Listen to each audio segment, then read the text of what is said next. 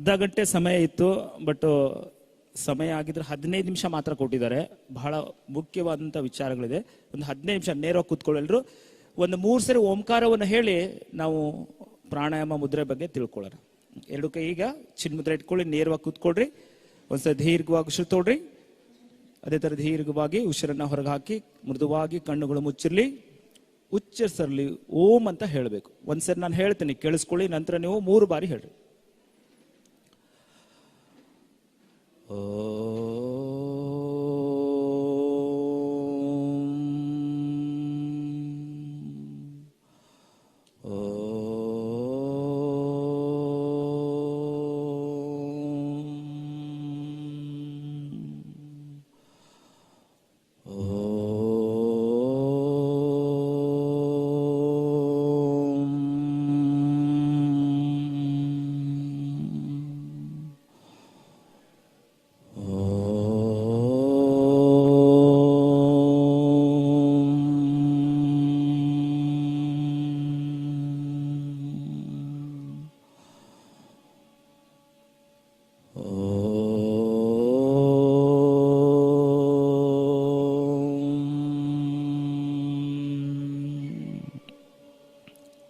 ಯಾರು ಕಣ್ ತೆಗೆಯೋದು ಬೇಡ. 2 ಕೈಯನ್ನು ಜೋಡಿಸಿ ಒಂದು ಸಣ್ಣ ಪ್ರಾರ್ಥನೆ.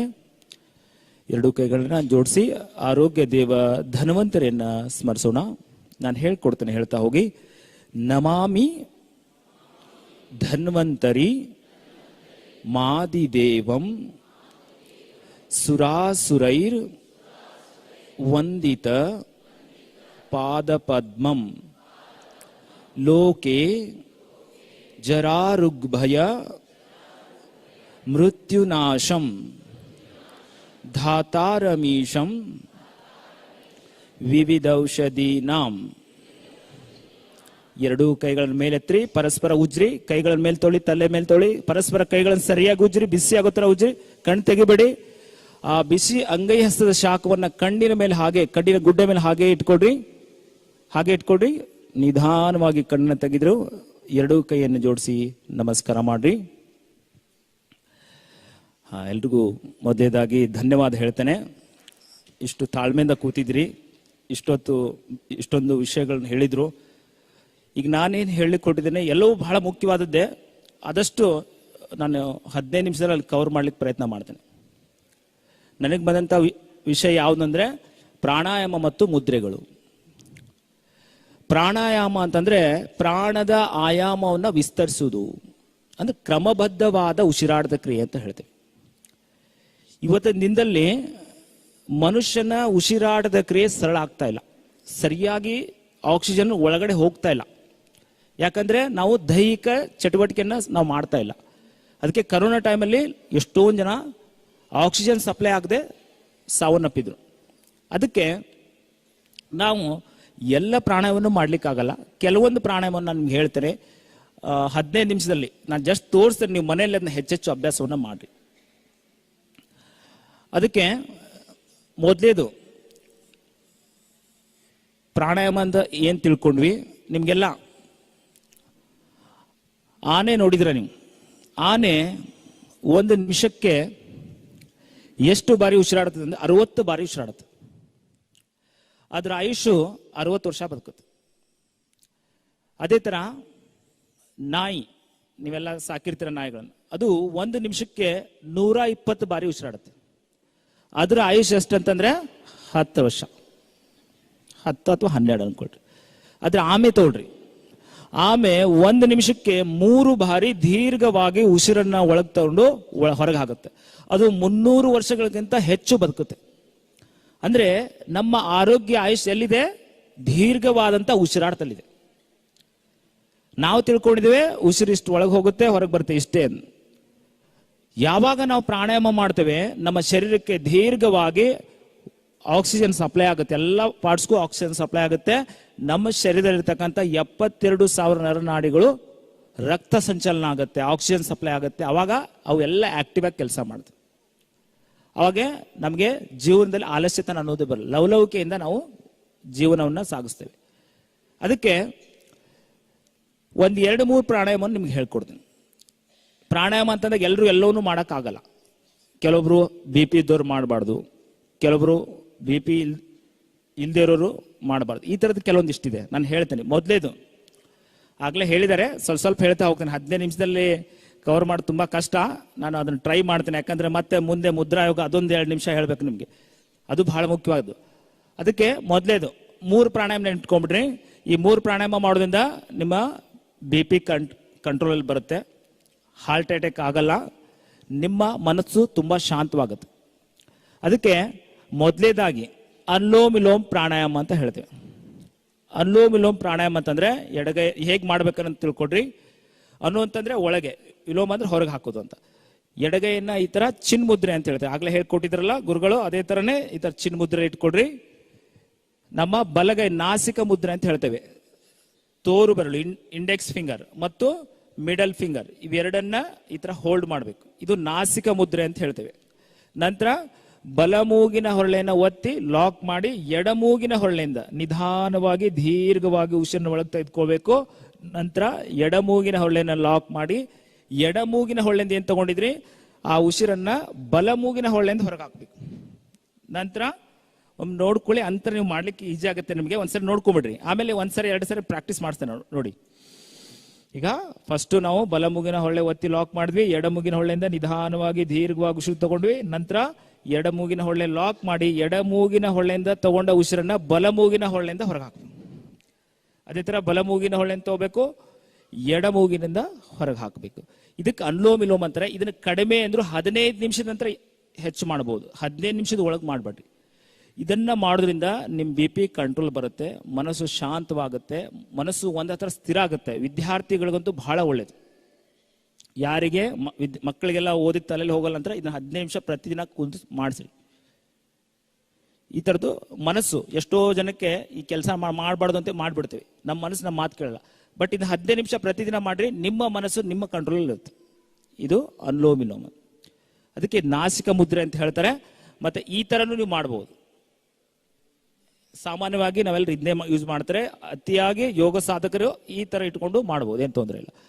ನಂತರ ಎರಡನೇದ್ದು ಕಪಾಲ್ಭಾತಿ ಅಂತ ಹೇಳ್ತೇವೆ. ಎರಡೂ ಕೈಗಳನ್ನ ಚಿನ್ಮುದ್ರೆ ಇಟ್ಕೋಬೇಕು, ನೇರವಾಗಿ ಕೂತ್ಕೋಬೇಕು. ನೀವೆಲ್ಲ ನೋಡಿದ್ರಿ, ಕಪಾಲ ಅಂತಂದ್ರೆ ತಲೆ ಬುರುಡೆ ಅಂತ ಹೇಳ್ತೇವೆ, ಕಪಾಲೀಶ್ವರ ಅಂತ ಹೇಳ್ತಾರೆ, ನೀವೆಲ್ಲ ಕೇಳಿದ್ರಲ್ವಾ. ತಲೆ ಬುರುಡೆ, ಕಪಾಲ ಅಂದ್ರೆ ತಲೆ ಬುರುಡೆ, ಬಾತಿ ಅಂದ್ರೆ ಮಸಾಜ್ ಮಾಡೋದು. ನೀವು ಯಾವ ಎರಡೂ ಕೈನ ಈ ತರ ಚಿನ್ಮುದ್ರೆ ಇಟ್ಕೊಂಡು ನೋಡಿ, ಈ ತರ ಹೊಟ್ಟೆ ಈ ತರ ಮಾಡಿದಾಗ ನಿಮ್ಮ ಎಲ್ಲ ರಕ್ತ ಏನಾಗುತ್ತೆ ನಮ್ಮ ಮೆದುಳಿನ ಭಾಗಕ್ಕೆ ಹೋಗುತ್ತೆ. ಅಲ್ಲಿ ಮೆದುಳಿನ ನರಗಳನ್ನು ಸರಿಯಾಗಿ ಮಸಾಜ್ ಮಾಡುತ್ತೆ. ಬಟ್ ಇದನ್ನ ಹೈ ಬಿ ಪಿ ಇರೋರು ಮಾಡಬಾರ್ದು, ಹೊಟ್ಟೆ ಆಪರೇಷನ್ ಆಗಿದ್ರೆ ಅಲ್ಸರ್ ಆಗಿದ್ರೆ ಮಾಡಬಾರ್ದು, ಗರ್ಭಿಣಿಯರು ಮಾಡಬಾರ್ದು. ಇನ್ನು ಉಳಿದ್ರೆ ಇದನ್ನೆಲ್ಲ ನಾರ್ಮಲ್ ಆಗಿ ಮಾಡಬಹುದು. ಬಟ್ ಹೈ ಬಿ ಪಿ ಇರೋರು ಅದಕ್ಕೊಂದು ಮೆಥಡ್ ಇದೆ, ಅದು ಗುರು ಮುಖೇನ ನೀವು ಕಲಿಬೇಕು. ಇನ್ನ ಮೂರನೇದು ಭಸ್ತ್ರಿಕಾ ಅಂತ ಹೇಳ್ತೇವೆ. ಈ ಭಸ್ತ್ರಿಕಾ ಹಾರ್ಟ್ ಪ್ರಾಬ್ಲಮ್ ಇರೋರು, ಹಾರ್ಟ್ ಸ್ಟಂಟ್ ಆಗಿದ್ರೆ ಮಾಡಬಾರ್ದು, ಉಳಿದ್ರಿಂದ ಎಲ್ಲರೂ ಮಾಡಬೇಕು. ಎರಡೂ ಕೈಗಳನ್ನ ನೇರವಾಗಿ ಇಟ್ಕೊಂಡು, ನಿಮ್ಗೆಲ್ಲ ಗೊತ್ತಿದೆ, ಒಂದ್ ಸ್ವಲ್ಪ ಹೇಳ್ಬಿಟ್ಟು ಆಮೇಲೆ ಪ್ರಾಕ್ಟೀಸ್ ಮಾಡಿಸ್ತಾನೆ. ಎರಡೂ ಕೈನ ಆಶೀರ್ವಾದ ಮುದ್ರೆ ಅಂತ ಹೇಳ್ತಾರೆ. ಈ ತರ ಕೈನ ಇಟ್ಕೊಂಡು ದೀರ್ಘವಾಗಿ ಉಸಿರನ್ನ ಕಣ್ಣು ಬಾಯಿ ಮುಚ್ಚಿರ್ಬೇಕು. ಮೂಗಿನ ದೋಷ ನೋಡಿ, ಉಸಿರು ತೊಳ್ತಾ ಕೈ ಮೇಲೆ, ಅದೇ ತರ ಉಸಿರು ಬಿಡ್ತಾ ಕೈ ಕೆಳಗೆ. ಓಕೆ, ಈಗ ಈ ಮೂರನ್ನ ಎರಡೆರಡು ಸರಿ ಮಾಡೋಣ, ಸಮಯ ತುಂಬಾ ಕಡಿಮೆ ಇದೆ. ಮೊದಲೇದು ಅನುಲೋಮ ವಿಲೋಮ, ನೇರವಾಗಿ ಕೂತ್ಕೊಳ್ಳಿ. ಎಡಗೈ ಚಿನ್ ಮುದ್ರೆ, ಬಲಗೈ ನಾಸಿಕ ಮುದ್ರೆ, ತೋರ್ಬೆಳ್ಳು ಮತ್ತು ಮಧ್ಯದ ಬೆರಳನ್ನು ಮಡಚಿ ಬಲಮೂಗಿನ ಹೊಳೆಯನ್ನು ಒತ್ತಿ ಲಾಕ್ ಮಾಡಿ ಎಡಮೂಗಿನ ಹೊಳೆಯಿಂದ ನಿಧಾನವಾಗಿ ದೀರ್ಘವಾಗಿ ಉಸಿರು ತೊಳ್ರಿ. ನಂತರ ಎಡಮೂಗಿನ ಹೊಳ್ಳೆ ಲಾಕ್ ಮಾಡ್ರಿ. ಎಡಮೂಗಿನ ಹೊಳ್ಳೆಯಿಂದ ತೊಗೊಂಡಂತ ಉಸಿರನ್ನ ಬಲಮೂಗಿನ ಹೊಳ್ಳೆಯಿಂದ ನಿಧಾನವಾಗಿ ದೀರ್ಘವಾಗಿ ಹೊರಗೆ ಹಾಕ್ರಿ. ಅದೇ ತರ ಬಲಮೂಗಿನ ಹೊಳ್ಳೆಯಿಂದ ನಿಧಾನವಾಗಿ ದೀರ್ಘವಾಗಿ ಉಸಿರನ್ನ ಒಳಗೆ ತೆಗೆದುಕೊಳ್ಳಿ. ಬಹಳ ಸರಳ ಇದೆ. ಎಡಮೂಗಿಂದ ಉಸಿರು ತಗೊಳ್ಳೋದು, ಬಲಮೂಗಿನ ಹೊಳ್ಳೆಯಿಂದ ಬಿಡೋದು, ಬಲಮೂಗಿನ ಹೊಳ್ಳೆಯಿಂದ ಉಸಿರು ತಗೊಳ್ಳೋದು, ಎಡಮೂಗಿನ ಹೊಳ್ಳೆಯಿಂದ ಬಿಡೋದು. ಇದು ಮುಖ್ಯವಾದ ವಿಧಾನ ಅಂತಂದ್ರೆ ಇಲ್ಲಿ ನಾವು ಮಾಡಬೇಕಾಗಿದೆ ನಿಧಾನವಾಗಿ ದೀರ್ಘವಾಗಿ ಉಸಿರನ್ನು ತಗೋಬೇಕು, ನಿಧಾನವಾಗಿ ದೀರ್ಘವಾಗಿ ಉಸಿರನ್ನ ಹೊರಗೆ ಹಾಕಬೇಕು. 15 ನಿಮಿಷ ಮಾಡಬೇಕು. 15 ನಿಮಿಷ ಮಾಡಿದ ನಂತರ ನಿಮಗೆ ಅನುಭವ ಆಗುತ್ತೆ. ಅದು ನಲ್ಲಿ ತುಂಬಾ ಫಾಸ್ಟ್ 15 ನಿಮಿಷದಲ್ಲಿ ಕವರ್ ಮಾಡಬೇಕು. ಅದಕ್ಕೆ ನಾ ಫಾಸ್ಟ್ ಹೇಳ್ತಾ ಇದ್ದೀನಿ ಇಷ್ಟು, ಯಾಕಂದ್ರೆ ಮೇಡಮ್ ಮುಂದಿನ ಕಾರ್ಯಕ್ರಮಕ್ಕೆ ತೊಂದರೆ ಆಗುತ್ತೆ ಅಂತ ಹೇಳಿದ್ದಾರೆ. ಅದಕ್ಕೋಸ್ಕರ ನೀವು ಇದು ಬಹಳ ನಿಧಾನ ಮಾಡ್ರಿ. ಯೋಗ ಇಷ್ಟು ಹೇಳಲೇಬಾರ್ದು, ನಾ ಎಂದು 15 ನಿಮಿಷದಲ್ಲಿ ಕವರ್ ಮಾಡಿಲ್ಲ ನಾನು, ಆದ್ರೆ ಇವತ್ತು ಕವರ್ ಮಾಡ್ತಾ ಇದ್ದೇನೆ. ಓಕೆ, ನೇರವಾಗಿ ಕೂತ್ಕೊಳ್ಳಿ. ಇನ್ನ ಎರಡನೇದ್ದು, ಈಗ ಆಗ್ಲೇ ಹೇಳಿದಾಗೆ ಕಪಾಲ್ಭಾತಿ, ಎರಡು ಕೈ ಈ ತರ ಚಿನ್ ಮುದ್ರೆ ಇಟ್ಕೊಳ್ಳಿ, ನೇರವಾಗಿ ಕೂತ್ಕೊಳ್ರಿ. ನೋಡಿ, ಈಗ ಜಸ್ಟ್ ಬಹಳ ಸರಳ ಇದೆ. ಫಸ್ಟ್ ಹೊಟ್ಟೆ ನಿಂಗೆ ಒಳಗೆ ಹೇಳ್ಕೊಡ್ರಿ, ವಾಪಸ್ ಬಿಡ್ರಿ. ಹೊಟ್ಟೆ ಎಳ್ಕೋದು ಬಿಡೋದು.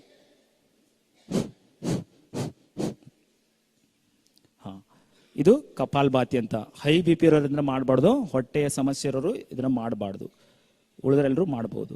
ಇನ್ನು ಭಸ್ತ್ರಿಕಾ, ಎರಡೂ ಕೈಗಳನ್ನ ಆಶೀರ್ವಾದ ಮುದ್ರೆ ಇಟ್ಕೊಳ್ಳಿ, ನೇರವಾಗಿ ಕೂತ್ಕೊಳ್ರಿ, ಕಣ್ಣು ಬಾಯಿ ಮುಚ್ಚಿ, ಮೂಗಿಂದ ಉಸಿರು ತಗೊಳ್ತಾ ಕೈ ಮೇಲೆ, ಉಸಿರು ಹೊರಗೆ ಹಾಕ್ತಾ ಕೈ ಕೆಳಗೆ. ನಾನು ಏಕಂದ್ರೆ ಉಸಿರು ತಗೊಂಡು ಕೈ ಮೇಲೆ ಮಾಡ್ರಿ, ದೋ ಅಂದ್ರೆ ಉಸಿರನ್ನ ಹೊರಗೆ ಹಾಕಿ ಕೈ ಕೆಳಗೆ ಮಾಡ್ರಿ. ಎಲ್ಲರೂ ನೇರವಾಗಿ ಕೂತ್ಕೊಳ್ರಿ, ಕಣ್ಣು ಮುಚ್ಚಿ, ಕಣ್ಣು ಬಾಯಿ ಮುಚ್ಚಿ. ಏಕ್ ಉಸಿರು ತೊಗೊಳ್ಳಿ, ದೋ ಉಸಿರು ಹೊರಗೆ ಹಾಕಿ. ಏಕ್ ಉಸಿರು ತೊಗೊಳ್ಳಿ, ದೋ ಉಸಿರು ಹೊರಗೆ. ಏಕ್ ದೋ, ಏಕ್ ದೋ, ಏಕ್ ದೋ, ಏಕ್ ದೋ, ಏಕ್ ದೋ, ಏಕ್ ದೋ, ಏಕ್ ದೋ. ರಿಲ್ಯಾಕ್ಸ್. ಕಣ್ಮುಚ್ಚಿ ಗಮನಿಸಿ ಏನ್ ಚೇಂಜಸ್ ಆಗ್ತದೆ ನೋಡ್ರಿ. ಜಸ್ಟ್ ಎರಡೆರಡು ಬಾರಿ ಮಾಡಿದೇವೆ. ಉಸಿರಾಟದ ಕ್ರಿಯೆ ಎಷ್ಟು ಸರಳವಾಗಿದೆ ಗಮನಿಸ್ತಾ ಹೋಗ್ರಿ. ಹೆಚ್ಚು ಮಾಡ್ಬೇಕಿದ್ನ, ಹಂಗೆ ಜಸ್ಟ್ ಒಂದು ಅನುಭವಕ್ಕೆ ಅಷ್ಟೇ ನಿಮಗೆ. ನೇರವಾಗಿ ಕೂತ್ಕೊಳ್ಳಿ.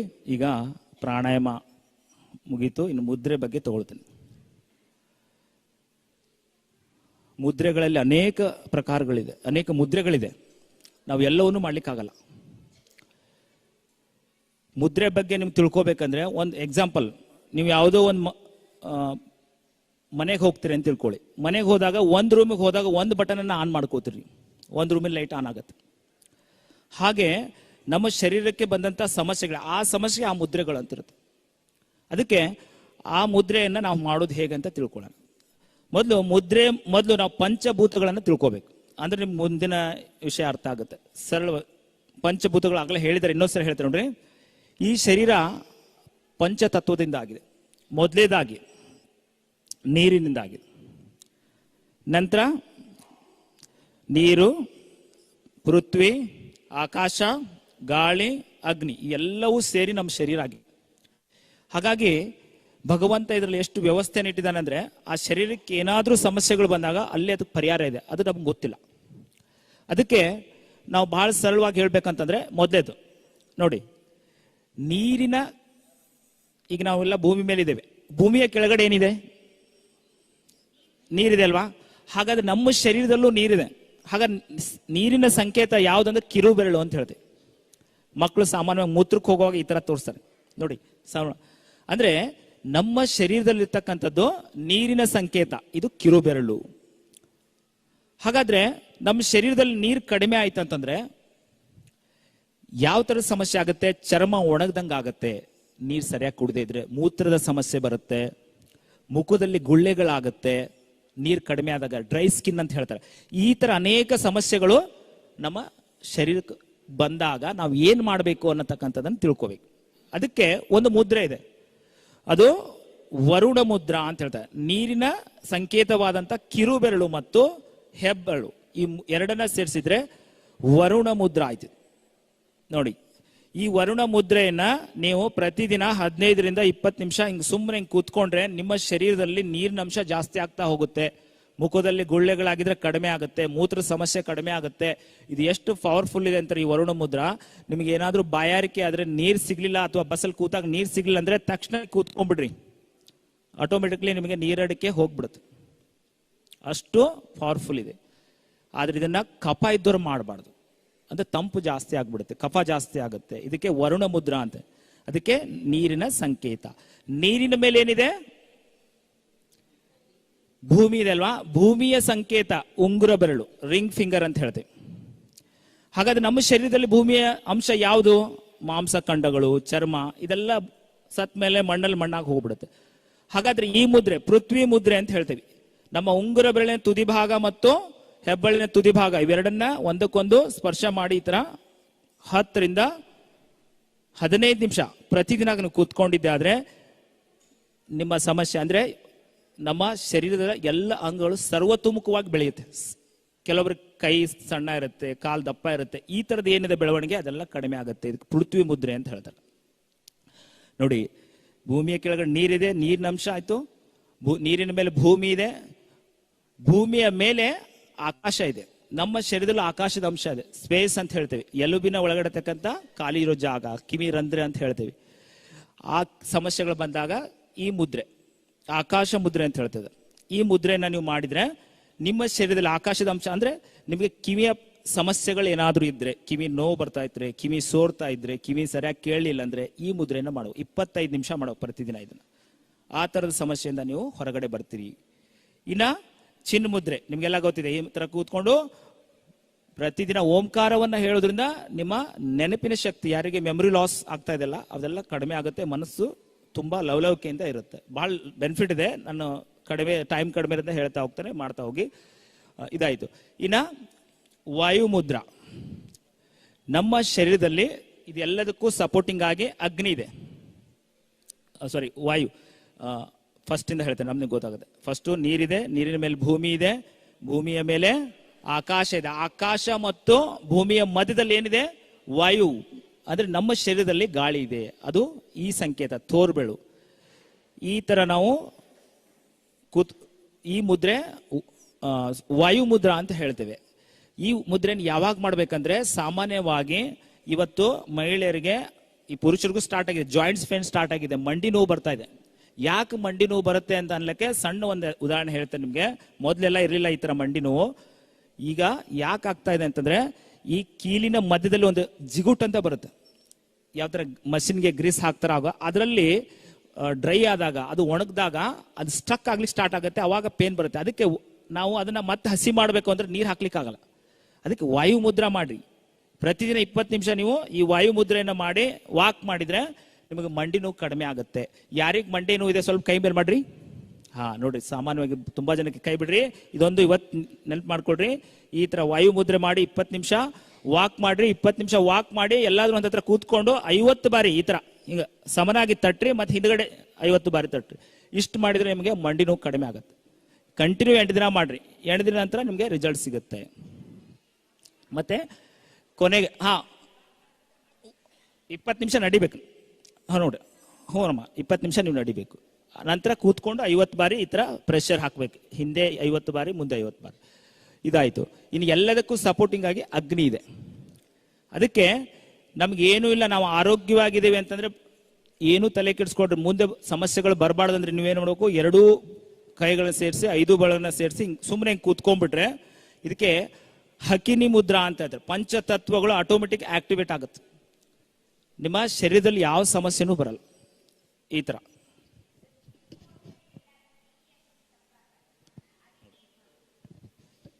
ಏನ್ ಹೇಳಿ? ಈಗ ನಾನು ಹೇಳಿದೆ ಆಕಾಶ ಮುದ್ರೆ. ಆಕಾಶ ಮುದ್ರೆಯನ್ನ ಮಾಡ್ರಿ.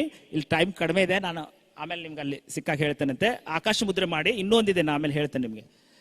ಇನ್ನು ನೋಡಿ, ಅಸ್ತಮ ಇರ್ತಕ್ಕಂಥವ್ರು ಅಸ್ತಮ ಮುದ್ರೆ ಅಂತ ಬರುತ್ತೆ ನೋಡಿ.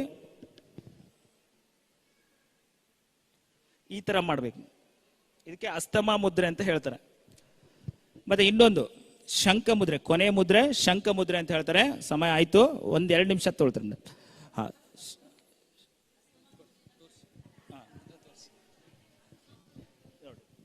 ನಮ್ಮ ಮಧ್ಯದ ಬೆರಳನ್ನ ಬೆನ್ನಿನ ಭಾಗಕ್ಕೆ ಈ ತರ, 2 ಮಧ್ಯದ ಬೆರಳಿನ ಬೆನ್ನಿನ ಭಾಗಕ್ಕೆ ಈಗ ಸೇರಿಸಬೇಕು. ಈ ತರ ನಾವು 15ರಿಂದ 25 ನಿಮಿಷ ಕೂತ್ಕೋಬೇಕು. ಇದು ಅಸ್ತಮ ಮುದ್ರೆ ಅಂತ ಹೇಳ್ತಾರೆ. ಇನ್ನ ಶಂಖ ಮುದ್ರೆ ನೋಡಿ, ಈ ತರ ಶಂಖದ ಆಕೃತಿಯಲ್ಲಿ ಬರುತ್ತೆ. ಈ ಶಂಖ ಮುದ್ರೆ ನೋಡಿ, ಇದು ಒಂದು ಮುದ್ರೆಯಿಂದ ಎಷ್ಟು ತರದ ಲಾಭಗಳಿದೆ ಅಂತಂದ್ರೆ ಒಂದ್ಸರಿ ತೋರಿಸ್ತೇನೆ ನೋಡ್ರಿ. ಹಂಗೆ ನೋಡ್ರಿ. ಫಸ್ಟ್ ನಮ್ಮ ಎಡಗೈ ನೇರವಾಗಿ ಇಟ್ಕೋಬೇಕು ಹೆಬ್ಬಳ್ಳನ. ನಂತರ ಹೆಬ್ಬಳ್ಳನ ಹಿಡ್ಕೊಂಡು ಬಲಗೈ ಹೆಬ್ಬಳಿಗೆ ಎಡಗೈ ತೋಳ್ಬೆಳನ್ನ ಸೇರಿಸಬೇಕು. ನಂತರ ಹೀಗೆ ಕೂತ್ಕೊಂಡು ದೀರ್ಘವಾಗಿ ಉಸಿರು ತಗೊಂಡು ಓಂಕಾರವನ್ನ ಉಚ್ಚಾರ ಮಾಡ್ಬೇಕು. ಇಷ್ಟು ಮಾಡಿದ್ರೆ ಈ ಶಂಖ ಮುದ್ರೆಯಿಂದ ಎಷ್ಟು ಲಾಭ ಇದೆ ಅಂತಂದ್ರೆ, ಮೊದಲನೇದಾಗಿ ಪಚನ ಕ್ರಿಯೆ ಚೆನ್ನಾಗುತ್ತೆ, ಡೈಜೆಷನ್ ಪವರ್ ಜಾಸ್ತಿ ಆಗುತ್ತೆ. ಎರಡನೇದ್ದು ನಿಮ್ಮ ಕಂಠ ಶುದ್ಧ ಆಗುತ್ತೆ, ಥೈರಾಯ್ಡ್ ಬರಲ್ಲ. ಮೂರನೇದ್ದು ನೆನಪಿನ ಶಕ್ತಿ ಜಾಸ್ತಿ ಆಗುತ್ತೆ. ಈ ತರದ ಅನೇಕ ಲಾಭಗಳಿದಾವೆ.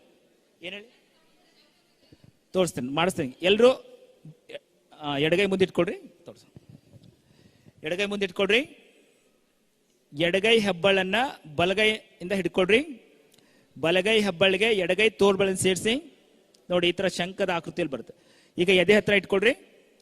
ನೇರವಾಗಿ ಕೂತ್ಕೊಡ್ರಿ. ಈಗ ನಾನು ಹೇಳ್ದಾಗ ಕರೆಕ್ಟ್ ಆಗಿ ಹೇಳ್ರಿ. ಇದು ಪ್ರಣವೋಪಾಸನ ಅಂತ. ಇದು ಒಂದು ಮಾಡೋದ್ರಿಂದ ಸಾಕಷ್ಟು ಲಾಭಗಳಿದೆ ನಿಮ್ಗೆ. ಇದ್ರ ಹೇಳಿ ಮುಗಿಸ್ತೇನೆ ನಾನು. ನೇರವಾಗಿ ಕೂತ್ಕೊಡ್ರಿ. ಈಗ ಪ್ರಣವೋಪಾಸನ ಅಂತಂದ್ರೆ ಶಂಖ ಮುದ್ರಲ್ಲಿ ಅದೇ ತರ ಕೂತ್ಕೊ, ಕೈ ಬಿಡ್ಬೇಡ್ರಿ. ನಿಮ್ಗೆ ಅದು ಅನುಭವಕ್ಕೆ ಬರುತ್ತೆ ಏನಾಗುತ್ತೆ ಅಂತ. ಇದಾದ್ಮೇಲೆ ಈ ಶಂಖ ಮುದ್ರೆ ಆದ್ಮೇಲೆ ನಮ್ಮ ಎರಡೂ ಹಸ್ತದ ಮಧ್ಯಭಾಗನ ಈ ತರ ಹೆಬ್ಬಳ್ಳಿಂದ ಉಜ್ಜಬೇಕು. ಈ ತರ ಇದಾದ್ಮೇಲೆ ಎರಡು ಕೈಯನ್ನು ಜೋಡಿಸ್ಬೇಕು. ನಾನು ಏಕಂದಾಗ ಉಸಿರನ್ನ ಒಳಗೆ ತೊಳ್ತಾ ಕಣ್ಣು ಮುಚ್ಚಿರ್ಬೇಕು, ಕಣ್ಣು ತೆಗಿಬೇಡಿ ದಯವಿಟ್ಟು, ಅದು ನಿಮ್ಗೆ ಗೊತ್ತಾಗಲ್ಲ ಏನಂತ. ಏಕಂದಾಗ ಪೂರ್ತಿ ಎರಡು ಕೈನ ಅಗಲ ಮಾಡಬೇಕು. ದೋ ಅಂದಾಗ ಒಟ್ಟಿಗೆ ಚಪ್ಪಾಳೆ ಹಾಕ್ಬೇಕು, ಕ್ಲಾಪ್ಸ್ ಹಾಕೋದು.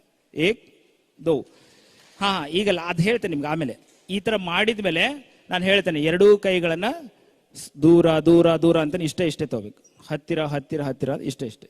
ಇದ್ರ ಮಧ್ಯದಲ್ಲಿ ನಿಮಗೊಂದು ಶಕ್ತಿ ಅನುಭವ ಆಗುತ್ತೆ. ಅದಕ್ಕೆ ಪ್ರಾಕ್ಟಿಕಲ್ ತೋರಿಸ್ತೇನೆ ನಿಮ್ಗೆ, ಯೋಗದಲ್ಲಿ ಎಂತ ಶಕ್ತಿ ಇದೆ ಅಂತ ನಿಮ್ಗೆ ಗೊತ್ತಾಗುತ್ತೆ ಅದು. ಈಗ ಅದನ್ನ ತೋರಿಸ್ತೇನೆ, ಕರೆಕ್ಟ್ ಆಗಿ ಮಾಡ್ರಿ. ಎಲ್ಲರೂ ನೇರವಾಗಿ ಕೂತ್ಕೊಡ್ರಿ. ಶಂಖ ಮುದ್ರೆ ಗುರುಜಿ, ಯಾರಿಗೆ ಗೊತ್ತಾಗ್ತಾ ಇಲ್ಲ ನೋಡ್ಕೊಳ್ಳಿ. ಎಡಗೈ ಮುಂದೆ ಇಟ್ಕೊಳ್ರಿ, ಎಡಗೈ ಹೆಬ್ಬಳ್ಳಿ ಇಟ್ಕೊಳ್ರಿ. ಬಲಗೈಯಿಂದ ಬಲಗೈ ಹೆಬ್ಬಳ್ಳಿಗೆ ಎಡಗೈ ತೋರ್ಬೆಳೆ ತಾಗಿಸಿ ನೇರವಾಗಿ ಎದೆಗೆ ತಾಗಿಸ್ಕೊಡ್ರಿ.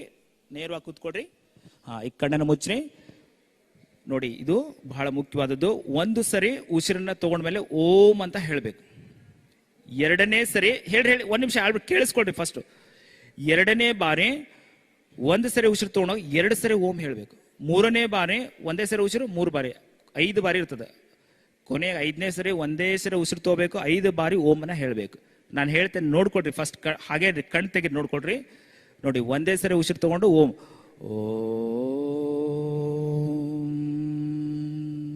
ಈಗ 3 ಸರಿ ಹೇಳ್ತೇನೆ ನೋಡಿ ನಾನು ಒಂದೇ ಉಸಿರು. ಓಂ ಓಂ ಓಂ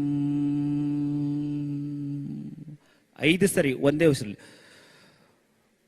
ಓಂ ಓಂ ಓಂ ಓಂ ಓಂ ಓಂ ಓಂ ಈ ತರ 5 ಬಾರಿ ಹೇಳಬೇಕು. 5 ಬಾರಿ ಆದ್ಮೇಲೆ ಕಣ್ಣು ತೆಗಿಬೇಡ್ರಿ. ನಾ ಹೇಳಿದಲ್ಲ ಆಗ್ಲೇ, ಹಸ್ತದ ಮಧ್ಯಭಾಗನ ಉಜ್ಜಬೇಕು, ಕೈಗಳನ್ನು ಜೋಡಿಸ್ಬೇಕು. ಏಕಂದಾಗ ಸ್ವಲ್ಪ ದೂರ, ದೋ ಅಂದಾಗ ಕ್ಲಾಪ್ಸ್. ನೇರವಾಗಿ ಕೂತ್ಕೊಡ್ರಿ. ಕಣ್ಣು ಮುಚ್ಚ್ರಿ. ಎಲ್ಲರೂ ಕಣ್ಣು ಮುಚ್ಚ್ರಿ. ಯೋಗದಲ್ಲಿ ಎಂತ ಶಕ್ತಿ ಇದೆ ಅನ್ನೋದನ್ನ ನಿಮ್ಗೆ ಅದು ಅನುಭವಕ್ಕೆ ಬರುತ್ತೆ. ದೀರ್ಘವಾಗಿ ತೊಡ್ರಿ. ಒಂದು ಓಂಕಾರವನ್ನು ಹೇಳೋಣ. Inhale and start. ಓಂ.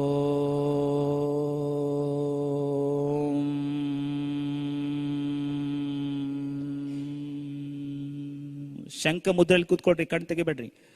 ಎರಡನೇ ಬಾರಿ ಒಂದೇ ಸರಿ ಓಂಕಾರದಲ್ಲಿ 2 ಸರಿ ಹೇಳಬೇಕು. ಓಂ ಓಂ.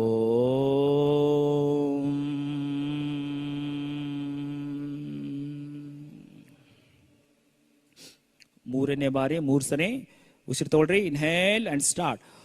ಓಂ ಓಂ ಓಂ.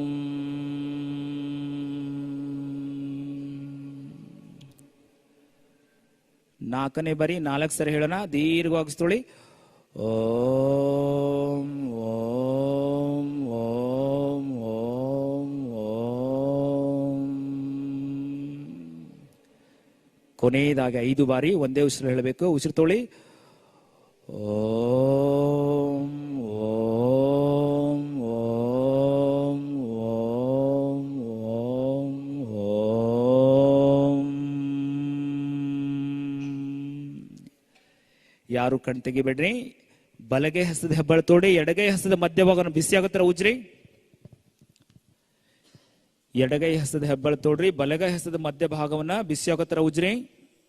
ಎರಡೂ ಕೈಗಳನ್ನು ಜೋಡಿಸಿ ನೇರವಾಗಿ ಕೂತ್ಕೊಳ್ರಿ. ಕಣ್ಣು ತೆಗಿಬಾರ್ದು. ನಾನು ಹೇಳೋರು ಕಣ್ಣು ಯಾರು ತೆಗಿಬೇಡ್ರಿ.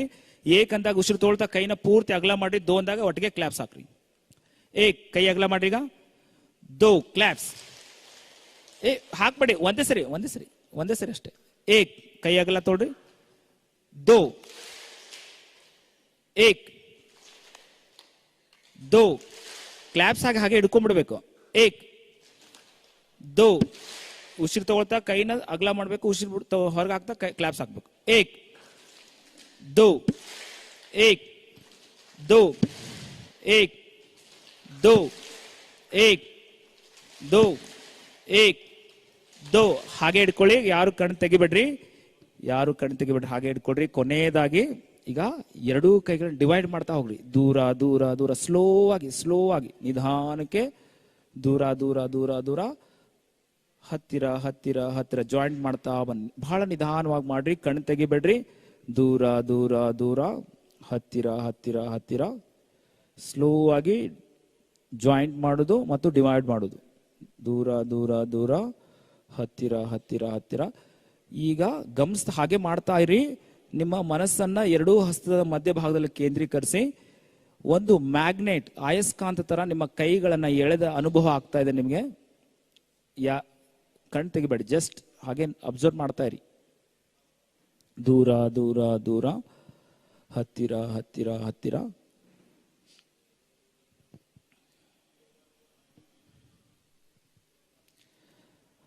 ಎರಡು ಕೈಯನ್ನು ಜೋಡಿಸಿ, ಪೂರ್ತಿ ಎರಡು ಕೈಯನ್ನ ತಲೆ ಮೇಲೆ ತೊಗೊಂಡು ಸರಿಯಾಗಿ ಗುಜ್ರಿ, ಸರಿಯಾಗಿ ಗುಜ್ಜಿ. ಎರಡೂ ಅಂಗೈ ಹಸ್ತದ ಶಾಖವನ್ನ ಕಣ್ಣಿನ ಮೇಲೆ ಇಟ್ಕೊಡ್ರಿ.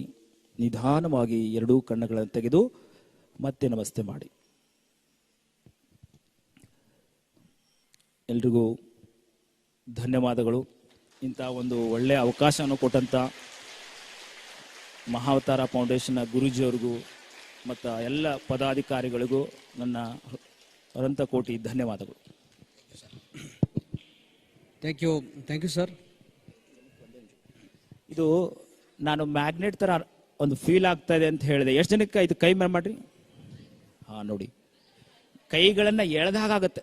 ಅಂದ್ರೆ ಮನುಷ್ಯನಲ್ಲಿ ಅಂತ ಶಕ್ತಿ ಇದೆ. ಬರೀ ಕೈ ಹಿಂಗ್ ಮಾಡಿದ್ರೆ ಸಾಕು, ಆ ವಸ್ತುಗಳು ದೂರ ಹೋಗ್ವು ಅಂತ ಶಕ್ತಿ ಯೋಗದಲ್ಲಿದೆ. ಅದನ್ನ ಪ್ರತಿನಿತ್ಯ ನಾವು ಮಾಡ್ತಾ ಹೋದ್ರೆ ಅದು ನಮ್ಗೆ ಸಿಗುತ್ತೆ. ಅದಕ್ಕೆ ಇದು ಉದಾಹರಣೆ. ಜಸ್ಟ್ ಇದು ನೀವು ಮಾಡಿದ್ದು ಯೋಗದಲ್ಲಿ ಎಂಟ್ರಿ ಆಗಿದ್ರ ಅಂತ. ಮತ್ತಿದು ಕಲಿತಾ ಹೋದ್ರೆ ಬಹಳಷ್ಟಿದೆ. ಧನ್ಯವಾದ. Yes sir, thank you so much sir. ಹೃತ್ಪೂರ್ವಕ ಧನ್ಯವಾದಗಳು. ಯಾಕಂದರೆ ಕೊಟ್ಟಿರೋದು ಶಾರ್ಟ್ ಟೈಮೇ, ಅರ್ಧ ಗಂಟೆ 30 ನಿಮಿಷದಲ್ಲಿ ಅಲ್ಲ. ಸಮಯ ಆ ಥರ ಇದೆ, ಏನು ಮಾಡೋಕ್ಕಾಗಲ್ಲ. ನೆಕ್ಸ್ಟ್ ಪ್ರೋಗ್ರಾಮ್ ಇದೆ, ಅರ್ಥ ಆಯ್ತಾ? 30 ನಿಮಿಷದಲ್ಲಿ ಆದರೆ ಅದ್ಭುತವಾದ ಮುದ್ರಗಳು ಹೇಳಿದ್ದಾರೆ. ಸೊ ನಮಗೆ ಫೈನಲ್ ಆಗಿ ತೋರಿಸಿದ್ದಾರೆ ನಮ್ಮ ಎರಡೂ ಕೈಗಳಲ್ಲಿ ಎಷ್ಟು ಶಕ್ತಿ ಇದೆ ಅಂತ. ನಾವು ಅಭಯ ಮುದ್ರ ಮಾಡ್ತೀವಲ್ಲ, ಅಭಯ ಮುದ್ರ ನೋಡಿದ್ರ ದೇವ್ರು ಈ ಥರ ಮಾಡ್ತಾರಲ್ಲ, ಅಂದರೆ ನಿಮ್ಮ ಇಲ್ಲಿಂದ ಶಕ್ತಿ ಪ್ರಸಾರ ಮಾಡ್ತಾರೆ ಅಂತ.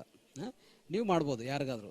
Okay, right. ಆದರೆ ನಾನು ಮಾಡ್ತಾ ಇದ್ದೆ ಅಂತ ಮಾತ್ರ ಇಟ್ಕೊಂಡೋಗ್ಬಿಡಿ. ನಾನು ಮಾಡ್ತಾ ಇದ್ವಿ ಅಂದರೆ ನಿಮ್ಮ ಶಕ್ತಿ ಎಲ್ಲ ಹೋಗುತ್ತೆ, ಮತ್ತೆ ನೀವು ಡೌನ್ ಆಗ್ತೀರಾ. ಆ ಥರ ಮಾಡಬಾರ್ದು. ಎಸ್. ಸೊ ಅದ್ಭುತವಾದ ಮುದ್ರಗಳು ಓಕೆ ನಮ್ಗೆ ತಿಳಿಸಿದ್ದಾರೆ ಸರ್. ಮತ್ತು ಪ್ರಾಣಾಯಾಮಗಳು, ಪ್ರತಿನಿತ್ಯ ಪ್ರಾಣಾಯಾಮಗಳು ಮಾಡಲೇಬೇಕು. ಓಕೆ, ಈಗ ನೀವು ಕಲ್ಸ್ಕೊಂಡಿದ್ರಲ್ಲ, ಪ್ರತಿಯೊಬ್ಬರು ಪ್ರತಿನಿತ್ಯ ಮಾಡಲೇಬೇಕು. Thank you sir, thank you so much.